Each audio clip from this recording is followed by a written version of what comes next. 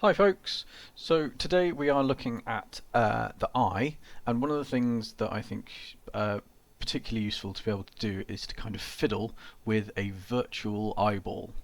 It's quite difficult to see what's going on with the questions in the book or the pictures in the book. Even watching a video isn't particularly easy to see what's going on, so I've attached the link to this simulation so that you can play around with it a bit yourselves. Obviously the eye is a lot more complicated than this blob. If I move this, then you can see all of the different parts of the eye as a kind of cross section. You do need to know some of these, but it's not these really really complicated ones like fovea centralis. Okay, you only need to know words like cornea, pupil, iris. Okay.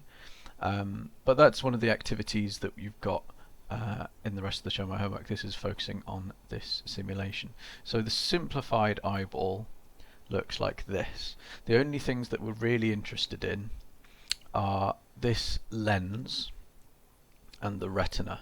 Now the retina is at the back of your eyeball, and that's where the picture of whatever you're seeing out in the world needs to form so that the signals can go along your optic nerve to your brain, and your brain can decode it and say, this is what you're seeing. A little bit like the way that receptors in your nose pick up smells, or receptors on your tongue pick up tastes, and then that information goes to your brain to tell you what it smells or tastes like. So in order to see, the lens inside your eye needs to focus, needs to bend this light from the world. This is talking about a particular object in this case. It needs to bend the light so that it comes together at a point, just one point on your retina. At the moment, the point where it's focusing the light is inside the eyeball. Okay, so the image is at a spot there, but over here it's forming some big blurry mess that isn't going to, your brain's not going to be able to make much sense of it. So around your lens inside your eyeball you've got these little muscles which can change its shape. So this object is quite far away, and what your eyeball does to your lens is change the shape of it, so you can see it getting fatter and thinner there, and as it gets fatter and thinner it changes the position that it focuses that image. So now that that is at a point, this eyeball, this person, would be able to see this object. And you can kind of almost feel this happening.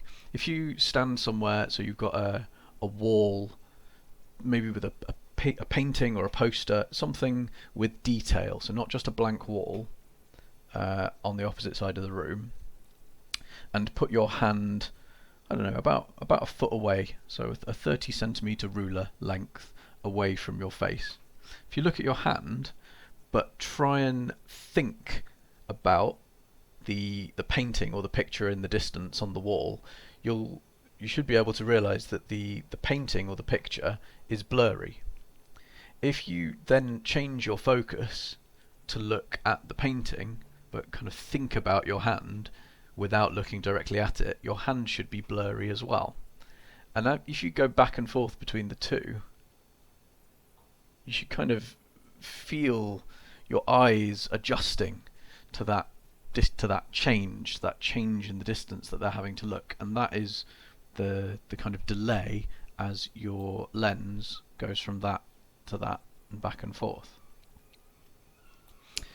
If the object suddenly comes closer towards you,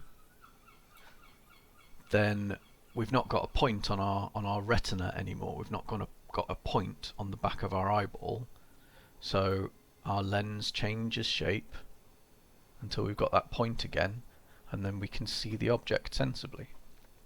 And your eye is doing this all the time, and it's you don't need to decide to do it. It's like your heart. Your heart pumps away. You don't need to send your heart instructions and go, oh, please pump again, heart. It just happens. Same with your eyes. You don't need to think, right, I need to focus into the distance. You just look at it and it happens by default. It's not like using your muscles in your legs or your muscles in your arms where you've got to decide to do it. One of the things that you also need to know about is how we use glasses, spectacles, to correct our vision.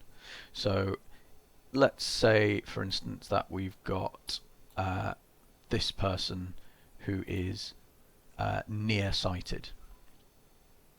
Okay, so nearsighted means that you can't see stuff, or you struggle to see things which are far away. Sometimes it's called short-sighted. So if I put this object, so move this until it says far away, and change this eyeball's focus so it's as far away as it will go, you can see that we're getting closer, closer, closer, closer to getting that point, getting this bit on the back of the eyeball, but then I run out of space. Okay. There's lots of reasons that people can be short-sighted or nearsighted. Sometimes it's a problem with the lens, sometimes it's a problem with the way the eyeball can stretch and squash the lens. Sometimes it's that your eyeball is actually more rugby ball shaped, so it's a bit squashed.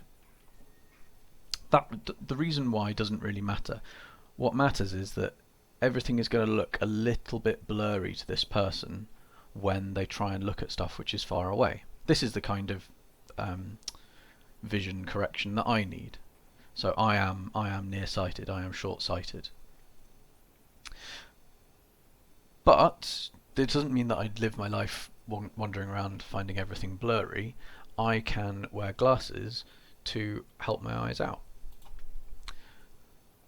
So my glasses, if you looked at them side on and maybe chopped them in half, you would be able to see just a little bit of a bend in the plastic that makes up my glasses.